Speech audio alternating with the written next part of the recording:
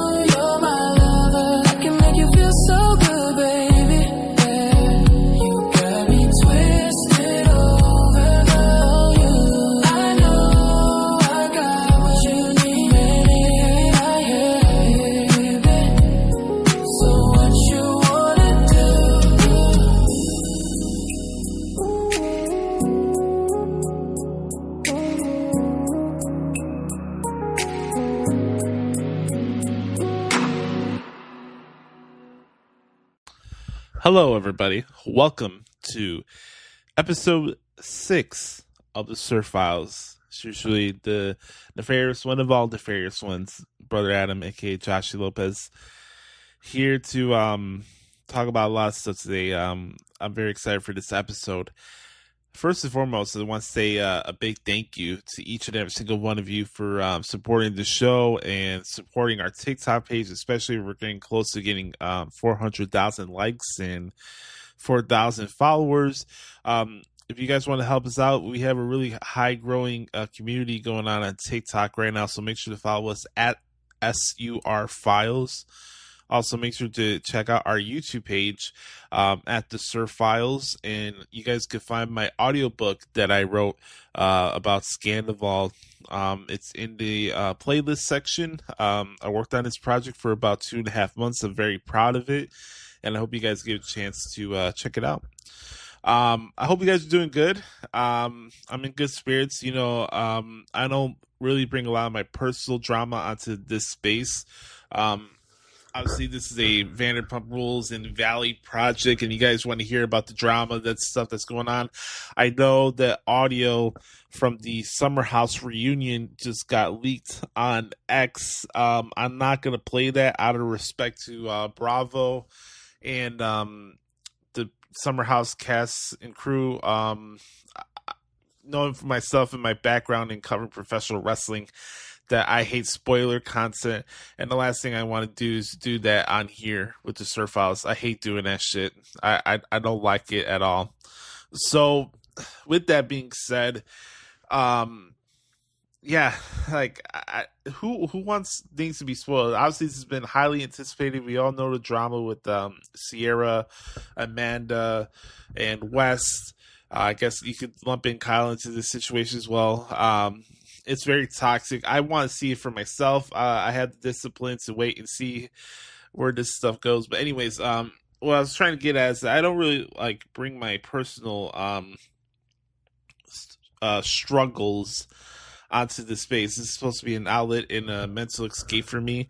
And I just want to say getting to do stuff like this has been very rewarding for me and a nice distraction because this transition to Florida has been a lot more difficult than I was expecting or hoping it to be. Not to say that it hasn't been enjoyable. I've been having a good time transitioning, living in a different state for the first time in my life.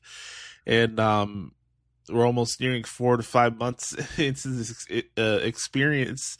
And I'm very proud of myself. It's just I've been really struggling with my confidence because of just the lack of getting my second job. And when you are, I have one job, right? Like I do my wrestling articles for a living, and I'm very grateful to have that niche. But to be constantly screwed over with budget cuts and hourly wages being cut over the years, like it messes with your head. You don't know if you're gonna have a stable job, and you're just scrambling at times. And you do all these interviews, and like you always hear about, hey, go get another job, go get another job, as if that was so easy. And I really wish that was the case, because I've done about over 10 interviews since I've been down here in Florida, and the wait and see game of where you're going to get a job or not, doing multiple interviews at different places, and having hiring managers looking you in your face saying you're more than qualified for a position, and then you don't get it, or something else comes up. And it's just really disencouraging, and it's done a number on my self-confidence in a lot of ways. I feel like unsure about my path and my future when it comes to the media world, but I want to make the best out of it. I moved down here for a reason, and I feel like as I'm in this cloud and storm right now in my life, professionally, I think for myself personally, I'm in a good headspace. Like I feel like my mental health has got better over the last 3 to 5 years. For those who don't know me personally, I struggle with self-doubt, and I guess it's a good opportunity for you guys to get to know a little bit about me since we're starting this new project. So if you guys have never checked out my content before with the Hoots Podcast, my main struggle in life is self-doubt, and I am my own harshest critic. I say this, but it's true. Nobody can say anything to me that I haven't already said to myself. So I really struggle with self-doubt. It's the biggest thing that affects my heart and confidence. I don't do well with rejection. Not in a relationship sense, but just I've been told no a lot of my life, and it just gets numbing after a while. It just hurts. You start to feel empty inside sometimes because it's just like, what do I gotta do to get a yes? Like, what am I doing wrong? Is it my age? Like, I don't get it. Like, I'm young. I'm turning 32 in a couple weeks on May 7th. I feel like I could have a lot of things to offer to a lot of different places, but it's just like, fuck, man, I can't catch a break. You know, I think we all go through those struggles in our lives, and I don't want to make this a sad, mopey podcast or whatever, but one thing I do pride myself is my authenticity, and I want to be honest with you guys and where my heart and head's at, and get to let you guys into my life a little bit, since this is a new show. I'm building a new fan base in a way. And to think about it on the podcast terms, this weekend is also kind of a sentimental moment for me, because this is going to be the 10-year anniversary for the launch of my old podcast, the Hoots Podcast, which I started at late April of 2016, which ironically was also a very big transitional period in my life, because I was just getting out of my writing job with WrestleZone.com, and I finished my old podcast at the time and radio show, the Pro Wrestling Experience show, the PWE show. And here we are 10 years later. I'm back in the same spot. I felt, I'm very proud of what I was able to accomplish with the wrestling podcast. I miss talking about it, but it was becoming a kind of a mental strain for me, having to deal with the IWC, the nonsense that came with the wrestling media space. So, look, I'm very proud of what we did with the Hoots Podcast, to be consistent like that, to do over 500 episodes, to get over 3 million overall audio listeners. I'm pretty sure more on the video side on YouTube as well. But more importantly, numbers-wise, more important than numbers, what I'm most proud of when it comes to my old podcast is the fact that I was able to grow as a young man. I started the podcast when I was 21, and I got to grow up and mature in front of you guys during the experience. I was able to meet and build a great bond and community of brothers talking about wrestling. And also the fact that we never changed with our core purpose with the podcast, and that was to bring positivity and an object and some nuance and substance in a space that really needed it at that time. And I really felt that we brought something different to the table with the Hoots Podcast, and I'm very proud of what I accomplished with that show. So all that being said, before we get into this week's content and stuff, don't forget, we'll have our Valley Roundup recap at the end of this week's episode. That'll be our main event segments each week, as we are breaking down these episodes of the Valley. Already in episode 4. Next week's going to be episode 5 already. It's going by fast. So, a lot of stuff to get into in the Bravo world. But 10 years, I stopped. We did the last episode of the Hoots Podcast on January 15th, which was about 3 months ago.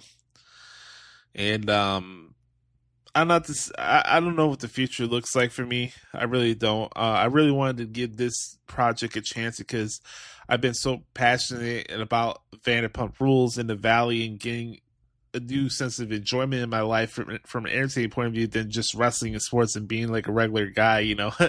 I wanted to try something different, as a straight male getting into a field that's predominantly dominated by women. And I think that's a great thing. I think that's awesome. But, you know, to have a niche podcast like this and being straight and not having people judge you for enjoying Bravo shows I want to say it's a struggle for me, but it's like I don't need to be questioned with what I am and who I like because I enjoy Bravo. I think that's kind of ignorant to look at things like that. Like my sister, Alex, is part of the LGBTQ community. I'm not. And there's nothing wrong with that. And I've never looked down on her for that. I just think it's strange that some people give you a dirty eye or whatever. Like, oh, why is a straight guy doing a podcast about reality television shows? Because these shows are good. That's why I'm doing this. Like, I enjoy it. This has been a nice new avenue for me to try something different in my broadcasting career. Who knows what's to come from it? Who knows what's going to happen in the next couple of years? I may be still here in Florida. I might be in California. I might be back home in Chicago. I have no idea. I think if you ask me where I am at in my life right now, like obviously I'm in a big transitional period in my life. I came down here to Florida for the main reason that I need to start my independent journey on my own. Does this mean that I'm going to be in Florida for the rest of my life? I don't know. I'm doing this podcast because I want to try something different in my broadcast career. Does this mean that I'm going to be working for Bravo or NBC Universal down the road and, I don't know, do podcasts? Who knows? Maybe join the Valley. Who knows? Who knows what life's going to come out of the next 3 to 5 years? But I'm coming out here because I'm doing this because I'm trying to find things that make me happy and what I want for myself as I'm going into this really big stage of my life. So I'm here in Florida. I busted my ass to make sure that this became a reality. I'm trying to do everything I can to maintain my apartment here. And who knows? Things change. I'm not saying that I'm going to be in Florida forever, but I'm glad that I made this decision. I think if you ask me ultimately, Joshie, where do you want to be? I think California is the answer. I'm not going to hide from that. I think California is the answer for me. But with that being said, I'm glad to come out here and try something different, you know, and it was time for me to get out of the nest. Like, I love Chicago. I love my family. I miss them a lot. I really, really do. In more ways than one, I really do miss my family. But in a lot of ways, I felt like my life was just draining and time was just going on and on. And I feel like I wasn't growing and I feel like I wasn't living. I was in a place. I was not happy. I was constantly looking around because just how Chicago is. And I didn't want to be in. There's a lot of things in my life that I want to do. And I know that violence and stuff can happen anywhere in the country or anywhere around the world. I get that. But with how in the way of how Chicago was before I moved, it was just getting scary for me. And I didn't want to expose myself to anything like that. I would hate for my life to be taken away from a fucking coward because our politicians and people in the police department in Chicago are freaking worthless at their jobs. I didn't want that for my life. I didn't. There's a lot of things that I want to accomplish in my life, and I thought that opportunities were going to come in Chicago in the media career, but there's politics, there's ageism, stuff that was out of my control. I really wanted to do big things, but I was not, again, going back to the point I was making earlier, I was not living. I wasn't happy. I was like, okay, I feel like I'm living a robotic life. I'm doing the same things over and over and over again. And I'm just there. I didn't have any independence. I feel like I was just consigned to a fucking bubble that I couldn't escape. And I dealt with a lot of different transition things that really did a number on my mental health and confidence. And ultimately, I wasn't doing the things that made me happy. I felt like for a long time in my life that, not that I wasted away, but I feel like in a lot of ways I made a lot of decisions just to try to make other people happy and not have people be on my case. Because one of the things that I don't like in life is having to deal with people who nag and nag and nag and nag. I hate that shit. I hate it. I can't stand it. So I took a risk. And I knew what was going to come with this territory. But I'm very, very proud of the decision I made. I'm proud that I'm here. And I'm proud to say that I'm almost halfway through my first year here in Florida. And I'm doing it on my own. And I want to thank God for really helping me out during this process and keeping me sane. I want to thank both my parents who have been very supportive and gone out of their way to help me out throughout this process. Especially my dad helping me out, bringing my stuff down here and getting me situated when I first moved down here. I can't repay him enough for what he did for me. And I also want to give a big thanks to my mom, who's been really, really encouraging in trying to help me out with this job search for a second job. And just her encouragement and trying to keep me positive and try to keep my priorities straight. And I appreciate that. I really do. I'm very grateful for them. Like I said, I didn't move out of Chicago because I didn't want to deal with my parents anymore, or I didn't want to be with my family anymore. It's not that. It's just I needed to get out of the bubble, and I needed to get out of the headspace that I was in Chicago. I just felt like I was just running into a deep end of no progress and just living a robotic lifestyle that I did not want for myself. I know the talents that I have, and I know that I can do some really big things in my life. Obviously, we all know that a lot of this stuff is determined by God. I could come in here and hope and pray that a door is going to open for me, but I'm not asking for handouts. That's not the human being that I am. I really hope that an opportunity could come one day, and I don't know what that is. It could be in podcasting, it could be in writing, it could be anything, but I want to see it through. And I don't want to live in my life and going into my 40s still in Chicago and asking myself, what if? You know, we get one crack at this. So while I'm still young here and I'm in my early 30s, I'm going for it. And whatever happens, happens. But I'm taking this chance, and I'm very proud being in the position I'm sorry for being so sentimental and all this stuff in the beginning of the podcast, but I felt it was very important to come on here and have a real honest conversation with you guys and let you guys know about the person behind the SUR Files and let you in a little bit about my story. So, all that being said, I did want to mention really quick, again, thanks to everybody who has supported the Hoots Podcast for the last 10 years. It really does mean a lot to me and everybody that was on that show. It really does mean a lot to me. But when we come back, we're going to wrap up this Scheana, Shay, My Good Side trilogy chapter readings that I've been doing over the last couple episodes. We did the first two on Scandal, and now we're going to get to the real crux of Brock and Scheana's affair situation.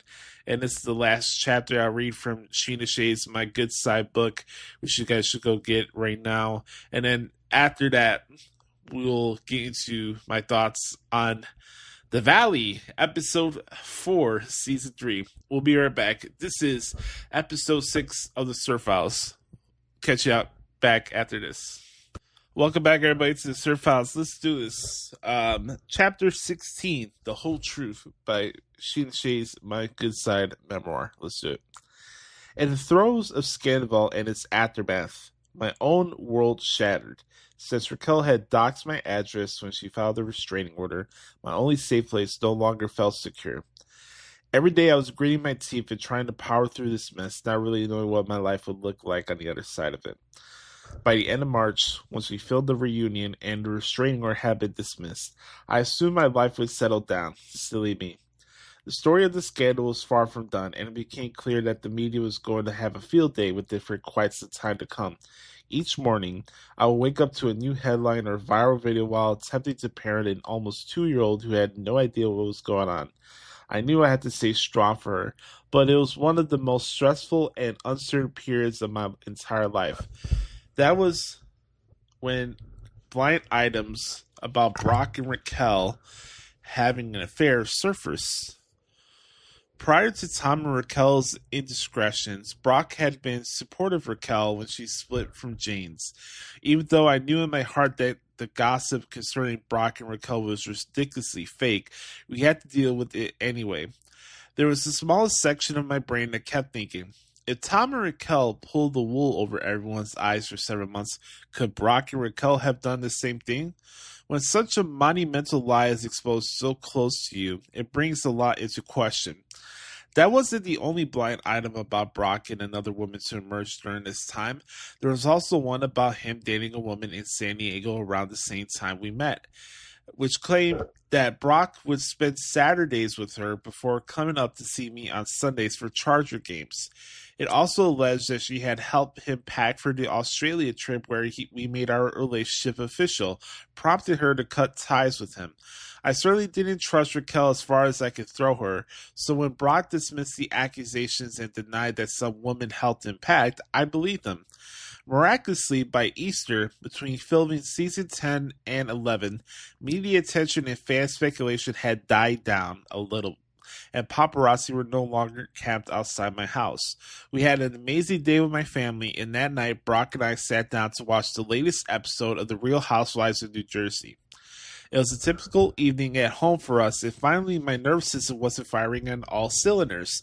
I guess I should have known better than to relax into my state of calmness.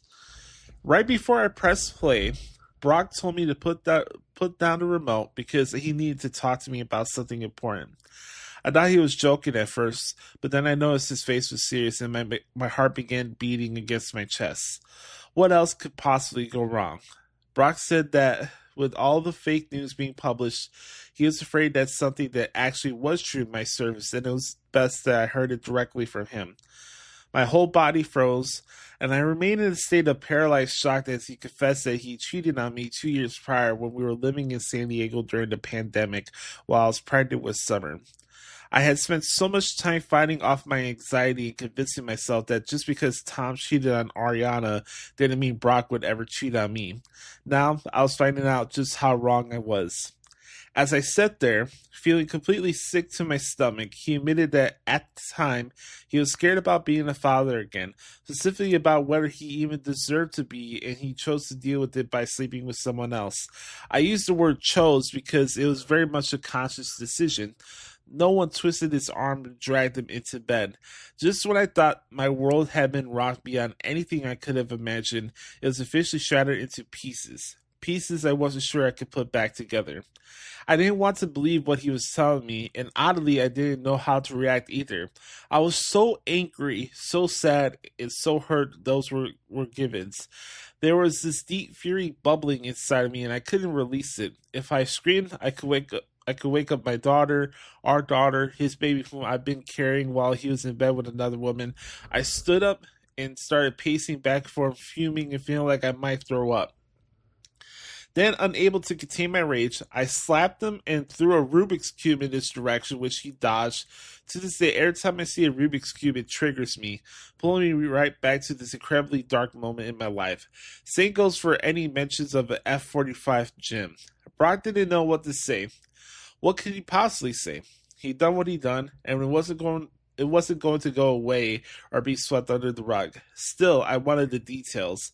I had to know who the woman was and why he had so blatantly betrayed me, particularly during such a vulnerable period of my life. He said that the woman was someone that he had known since before we met. One day while I was at home, pregnant with his child, Brock went to work at his gym, F-45 training East Hillcrest in San Diego, and he ran into her outside. After reconnecting, he said they began a brief affair. I was a little confused because I always had his location and couldn't have checked it at any time. How had I not caught them? But he also had a second phone for work, which I did know about, but I didn't monitor. It turned out that was their sole form of communication. Nice, right? That same night, Brock gave me a letter that he read a year after the affair ended. Why then? I wondered. Apparently, he had compartmentalized his indiscretion. Convenient, I know. But while we were out at a local festival in San Diego one night, he ran into some old friends who reminded him of that time in his life, and everything that had been done came rushing back. He said he realized he was throwing his second chance at his family away by stepping out, and swore to himself that he would never betray me again. That night after the festival, he wrote the letter, which included more specifics than I ever wanted, such as how many times they slept together, where they'd done it, and where they hadn't, our house. He also pointed out that it was purely physical, never emotional, and he always used protection. Gee, thanks. He definitely wasn't sober when he put pen to paper, so the spelling errors were rampant. I can't explain why, but that really irritated me. Maybe because it felt like another sign of his carelessness. Once I read it, that was more than enough. I told him to immediately toss it into the fire. I never wanted to set eyes on those words again. Then I texted his sister, who I'm very close with, to call me. After I filled her in, she scolded Brock while asking how she could support me, our relationship, and our family unit. I didn't know what I wanted or needed in that moment, but she also instructed Brock to be tender with me. The letter made me remember the weeks leading up to my second trimester when, like many pregnant women, I was sexually stimulated. I'll never forget how, during that time, Brock was afraid to have sex with me, or he simply didn't want to. That did a number on my anxiety, and it killed my confidence in a way I can't even describe. His behavior now made so much more sense. The following day, as soon as I stopped crying for more than a few seconds at a time, I called my publicist and told him what happened. I said I needed him on high alert in case something came out in the press. That instead of wallowing in bed like I wanted to, I put on a brave face, literally. I had an eyelash extension appointment, and I decided not to cancel it. When you have your lashes done, you can't get them wet 48 hours, which worked out well. I had to be on E! News that night and had a business dinner that Brock was supposed to come with me, but I lied and said he had to stay home with Summer. I also told my mom we didn't need her help with babysitting because I knew I couldn't face her, nor could I tell her until I made sense of everything myself. For the next few nights, Brock slept in a spare bedroom. There was a part of me that wanted to be close with him. Since I used him being the one to comfort me, but I also couldn't stand the thought of him touching me. Honestly, I didn't know what I wanted other than for none of it to be true. It felt like everyone around me was deceiving me or letting me down, and the one person I thought I could lean on during all of it had betrayed me first. I have never felt so alone, and throughout all, I had to act happy and normal in front of Summer. 5 days later, I went to Coachella with Brock, Ariana, and some other friends. The last thing I wanted to do was attend a music festival with my unfaithful husband, but I had 2 contracted brand deals that I couldn't get out of easily. What would my excuse be to the brands as well, to Ariana and the rest of the group?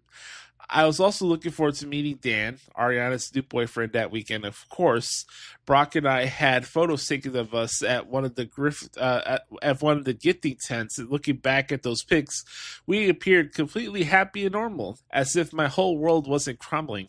Faking normalcy in front of our friends felt nearly impossible. I didn't want to bring the mood down, especially around Ariana, who seemed to be happy and blissful for the first time in a while.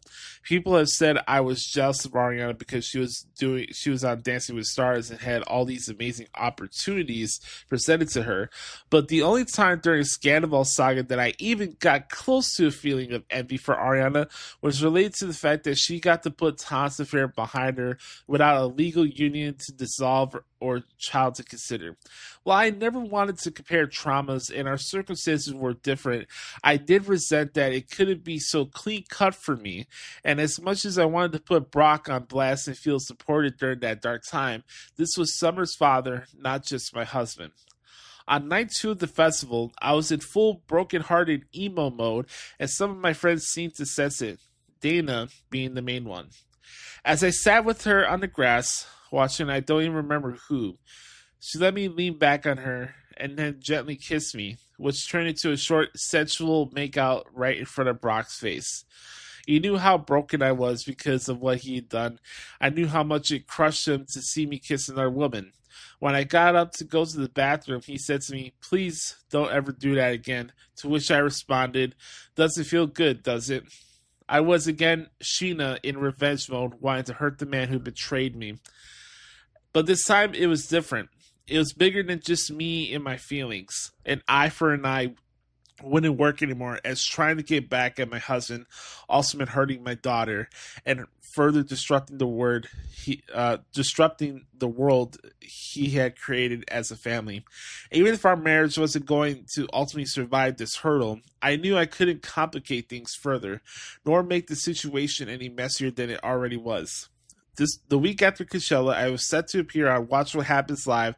A network called in asked if Brock could be the guest alongside me, since he wasn't featured as much in our wedding season, and they wanted to throw him a bone. Normally, I would have been thrilled to sit next to my man on my favorite late night talk show, but at the same time, it was a hard pass. I explained that we both couldn't leave summer again after Coachella, so I would be coming solo. They ended up booking Michael Rappaport as the guest instead, which couldn't have been more fun. It was the confidence boost I needed while feeling at my lowest. Brock and I left Coachella and on day 3, and nobody questioned it since they knew I had to fly cross country. I couldn't fake it one more day, and I missed summer terribly. As soon as I dropped my bags in New York City, I went to meet Nima for dinner. He was one of the people in the world who I trusted 100%, and I needed to tell one other person about what I was going through. Someone who wasn't related to Brock or on my payroll. He was the comfort I desired in that moment, and I'll forever be grateful to him for being there for me in my most vulnerable and desperate state. We had dinner, went back to my hotel, and he just let me vent and sob with zero judgment, while also telling me he supported whatever decision I made for my family. Months passed. I continued to struggle in silence. I felt like I needed to practice self-care and be the best version of myself for my daughter. That was my main concern. There was a moment when Brock hugged me, and Summer wanted to get on it because she loves a group hug. She put her arms around both of our necks, pulled us together, and said, "We're a family." That made me sad and a bit resentful, but also hopeful that I find a way to keep our little unit of 3 together. I didn't want Summer to grow up in a split household, but I wasn't there yet. I thought about whether I would have married Brock if I had known about the affair prior. Probably not. And Brock knew that. I do believe that he's been faithful to me ever since, but I always wonder. When he says he's going for a run, doesn't want to take his phone, and forgets his Apple Watch, is he really out exercising? I pray one day I'll be able to stop these intrusive thoughts and questions. Before anyone knew, I recall sitting at Janet's baby shower and listening to her, Lala, and others talk about how they never stay with their man if they knew they'd been cheating on, and that it takes a really strong bitch to stay. They then turned to me and our friend Michelle and said, "You guys agree, right?" In that moment, I saw Michelle's expression shift and noticed that she was uncomfortable with the question, as if she remained with her significant other, Jesse, after he cheated. I wanted to ask her about it then and there, but it wasn't the time or place. Instead, I chimed in and said, "I don't know what I would do. I've always said I would leave too, but depending on the situation, especially after you start a family, it changes things." Pregnant Janet sat there, stared at me dead in the face, and declared, "Nope. I'm out if that happens." I locked eyes with Michelle and gave her a look that communicated, "I feel you and your decision for now. It's okay." Thank God she ended up leaving her toxic relationship.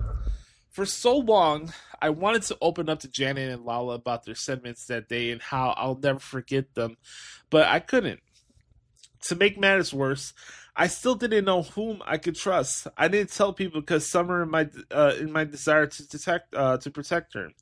I knew whatever I revealed about her father would be out in the world forever.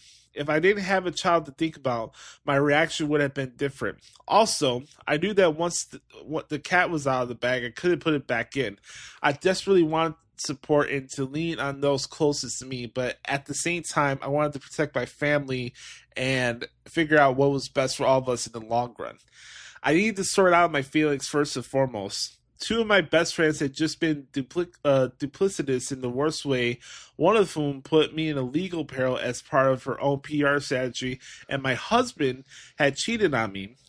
I've been living in a house of lies for years. I had to get my bearings and not act impulsively. I worried that if I told my castmates, it would likely leak. And that if I chose to work through it with Brock, the world would hate him even more and then hate me for going back to him. It felt like a lose-lose situation, and I couldn't even talk to my closest friends about the best course of action.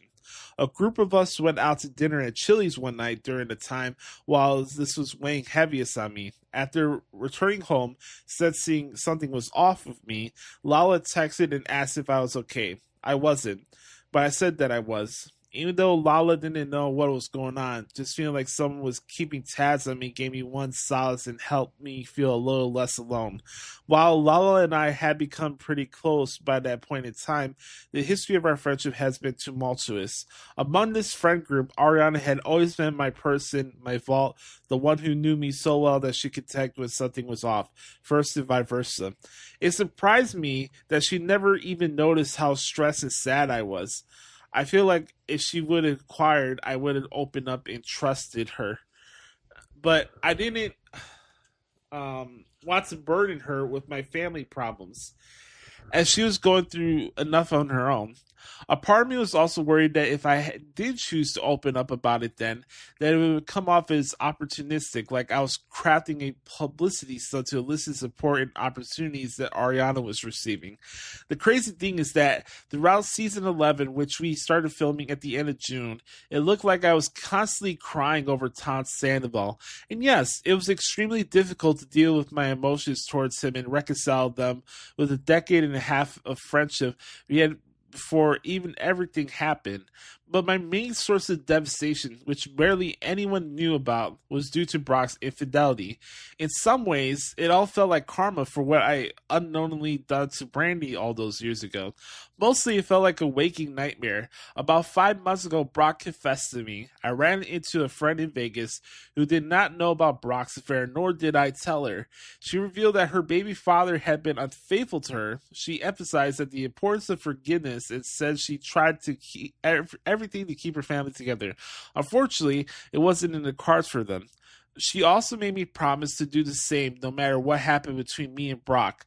I want to be clear that this isn't the reason I stayed, though initially it did help me see things from a different angle, and it was what I needed to hear in that moment to feel okay with my decision not to leave. When push came to shove, I had a choice to make. Option A, I could give up Brock and our family, but I would be throwing our life away, fracturing my family, and hanging on to the hatred that was eating me alive. Or, option B, I could choose to forgive. I could begin to let go of the animosity and resentment and keep moving forward. I chose option B. After forgiving my own husband, I felt I had to forgive Tom Sandoval too. When I told Ariana I couldn't keep hating Tom for her, this was why.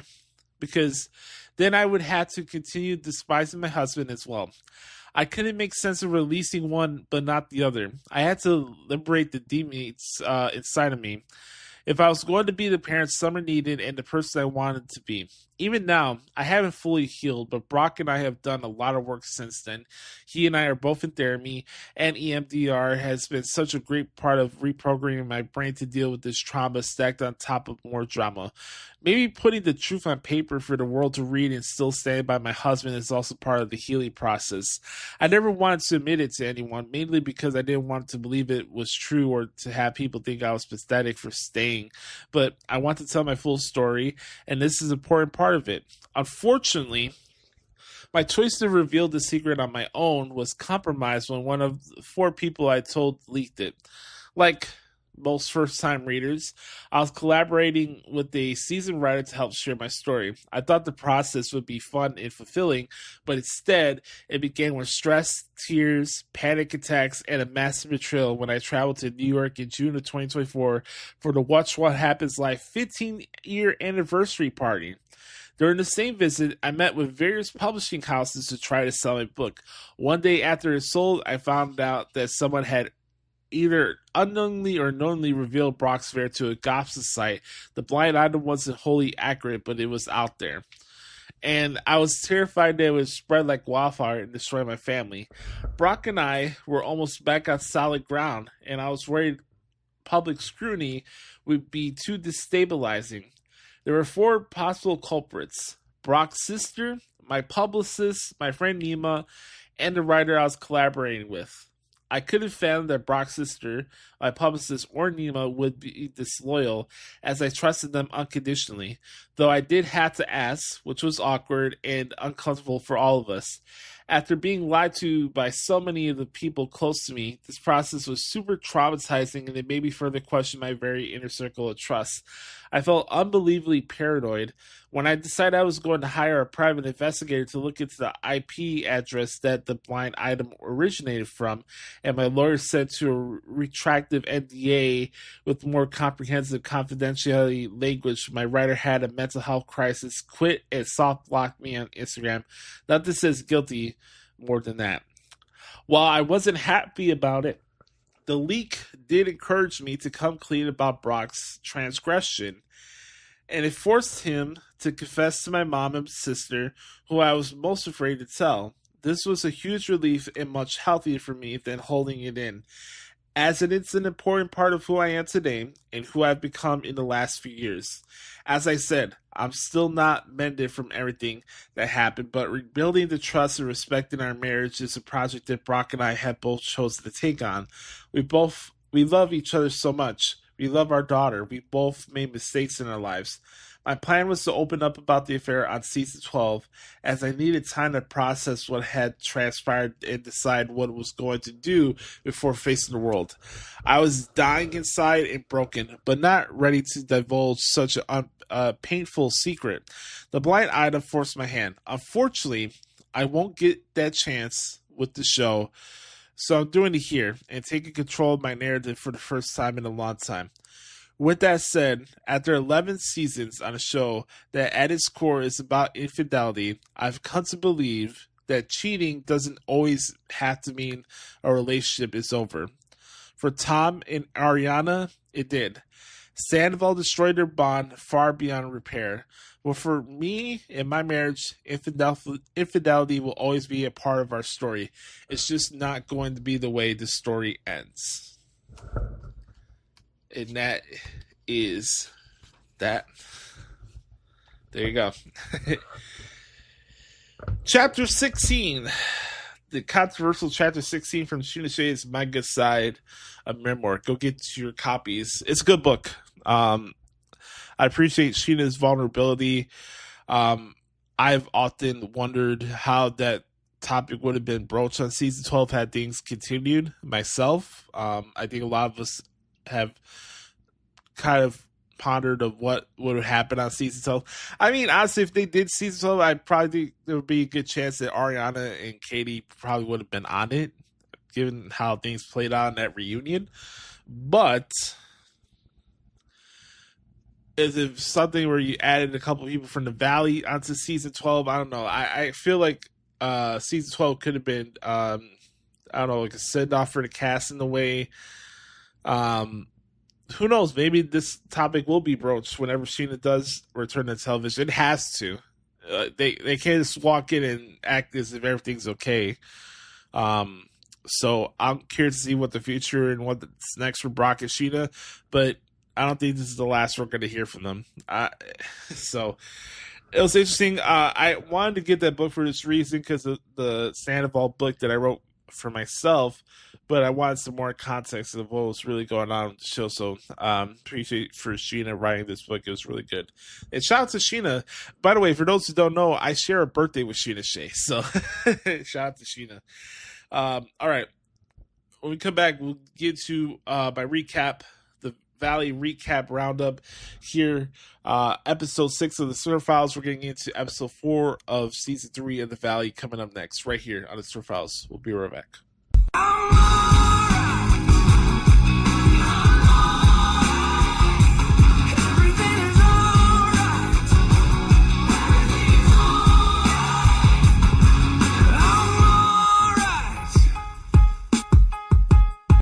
And I'm all right.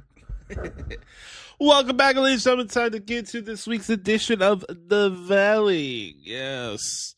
Episode 4, Season 3, the Mariposa Momma. As I said on my TikTok recap this week, at SUR Files, make sure you follow us on TikTok.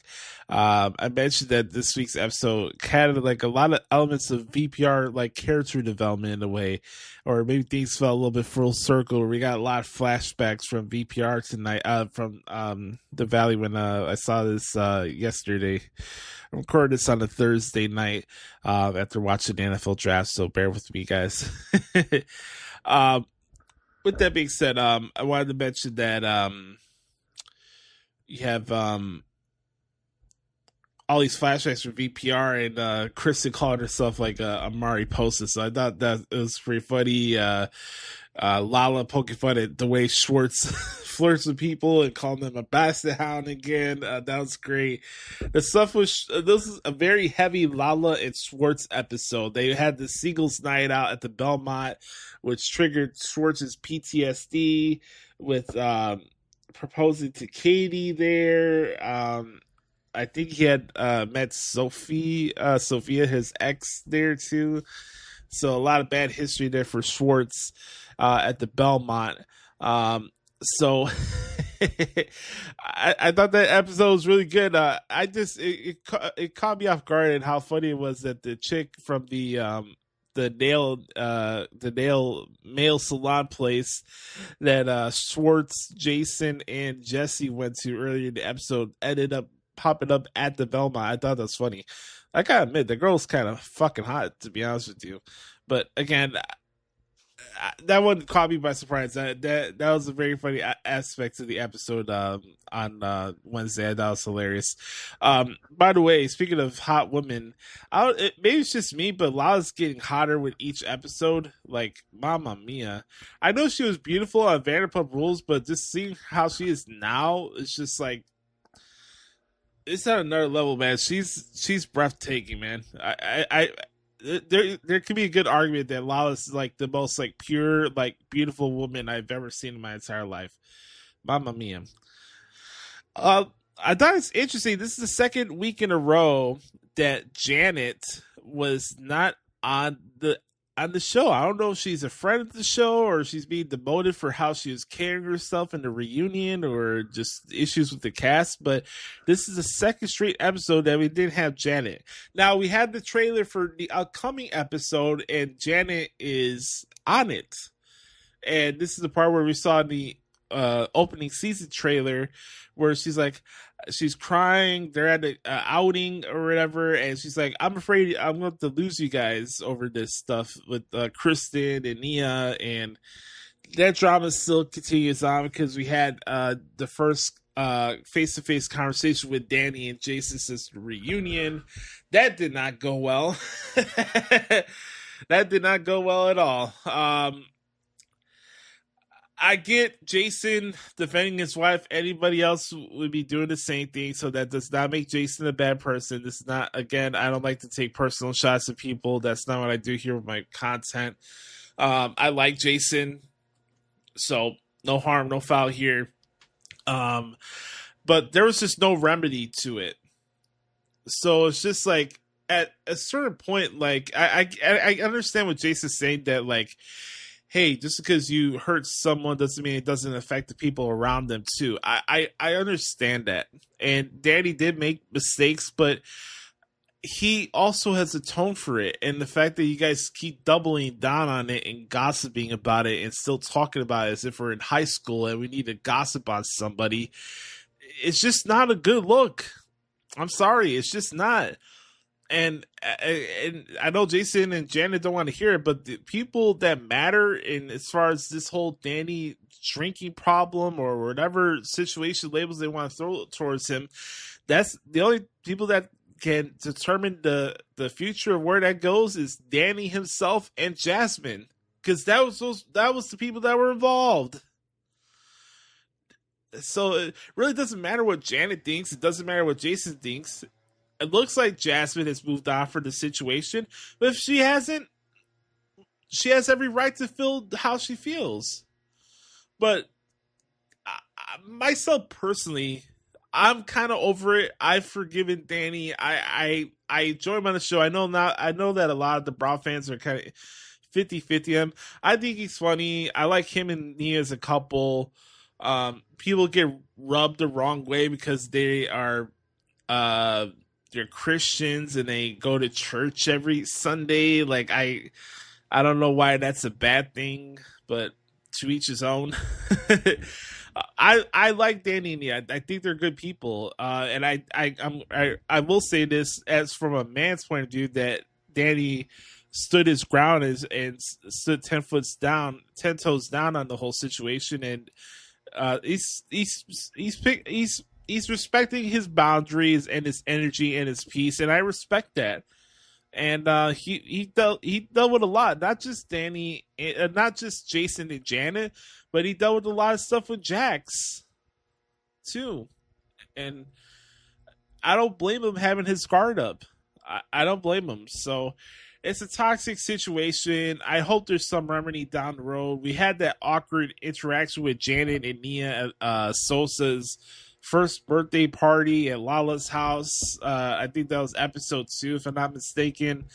So I hopefully something better comes out of this, but obviously Janet is still lingering on and holding a big wave and cloud over where this season's going to go with this friend group, because she's barely been on it. We saw her get sad and feeling isolated.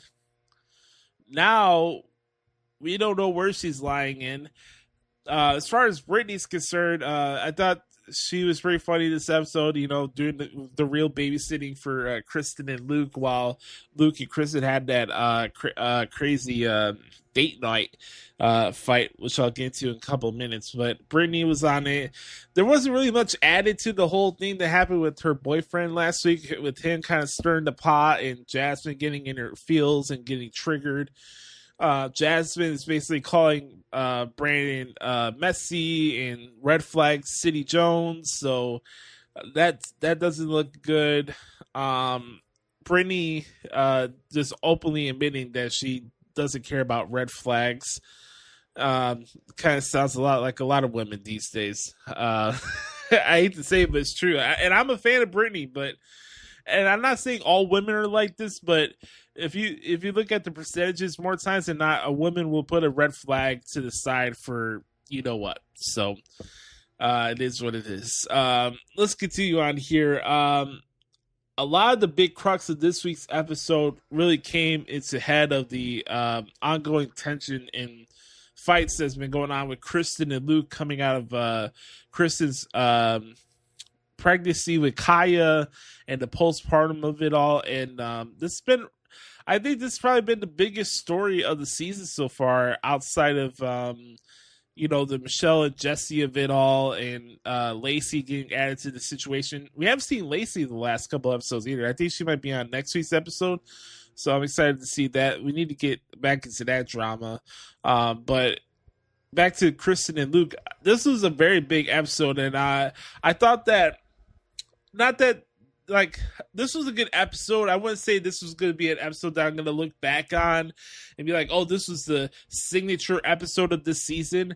I wouldn't even say it was bad. I would definitely say that this episode really picked up towards the back end of the episode, the last half hour, especially that fight with Kristen and Luke at that bar was, from my eyes, from a television point of view, I thought it was really good, and I want to give them props for having a real, raw, honest conversation on television like that. I knew that couldn't have been easy for them after filming was over after that scene. I'm sure it was not. And, Luke has mentioned it on podcasts before and other cast members' podcasts that he doesn't want to be in LA, and it's still a struggle for him. And they're talking about real issues. These are first-time parents. Kristen carries a lot of baggage with her. And I'm not saying that as a bad thing. Kristen is a wonderful person. I've always admired how brave her soul is, and the fact that she stands up for things that are right, and that she's not afraid to call people out on her shit. And I've always been a fan of Kristen Doute. I always have. Obviously, I always said she was one of my original crushes on VPR. But even looks to the side, I always admired how pure and honest she is. And I think that's a great quality to have. She does carry a lot of baggage. And I think she does carry a lot of PTSD, where she feels like at a moment's notice that her partner is going to leave her and go with somebody else. So there is a communication issue between the two. There is. Something is off. To see the happy and gleefulness that they had in Hawaii when they got engaged and everything, to where they are now is like night and day. And I understand having a kid is a big deal. And I empathize with what's going on with Kristen and her postpartum situation. I'm sure it's not easy. I never had a kid before. I'm not even a girl. I'm a straight guy talking about a freaking reality show here. I don't know what that's like, but I give her a lot of credit for how vulnerable and raw and honest she's been throughout the whole situation, not just with how she's struggling with the communication aspect of her relationship with Luke. They're still engaged. They're not married to each other, but they have a kid now. She's even saying that she's struggling with her own self-confidence, that she's not enjoying how she sees herself and being in her own body. Like, I really admire what Kristen's been doing. I think Kristen so far has been the MVP of the season so far. If I'm being honest with you, she's been the most raw and honest and vulnerable on this episode. Not this episode, of this season so far. I can't give Kristen enough credit for how raw and honest she's been. And how she's been carrying herself this season. Obviously, a lot of people have been going at Luke's neck and for some of the things that he's been saying, and there's things that I don't agree with where he's coming from. I get it. As guys, we all have needs. I understand that, but there's a time and place to mention those type of stuff. But at the end of the day, I do think Luke has good intentions, and he even said that he does care about Kristen and he's not going anywhere. They might need therapy, and that may not be a bad thing. I want to see where this plays out. We're still in the early part of this season. Obviously, they're still together, so that's great. I'm good, knock on wood, to keep that going because they're a good couple, and I want to see Kristen happy, obviously. It's just, I found their fight and their conversation with each other to be very, very powerful, and you don't see that a lot in a lot of these shows. And again, I just want to commend Luke and Kristen for their vulnerability and their honesty in what could have been a very, very shitty situation to do that in front of a camera. But this was a conversation that was brewing. It was festering through these last couple episodes. We got to it. Hopefully we see where the remedy comes from it throughout the season. So here's the best to Kristen and Luke. But all in all, that was my thoughts on this week's episode of The Valley. Very good stuff. I'm excited to see what happens on next week's episode. That one looks a little bit toxic, to be honest with you. But anyways, I'd love to hear from you guys. Let me know. Have you guys been enjoying The Valley so far this season? Let me know in the comment section down below. Make sure to hit that like button and smash the subscribe button on YouTube at the SUR Files. That's the best way to help expand and reach our growth on YouTube as we're on the road to 1,000 subscribers. So we appreciate the support on that end. Also, do not forget to hit us up on TikTok at SUR Files, SUR Files. That's our big growing community on TikTok page. So make sure you go check that out right now. And then lastly, certainly not least, if you want to follow me on X, I'm at the Hoots Podcast, and Instagram at Josh Lopez Music. We also have an Instagram page as well at the SUR Files. So I hope you guys have a wonderful weekend, everybody. And remember, folks, be the authentic product that is yourself. Remember, nobody dictates the pace of your life but yourself, the man upstairs.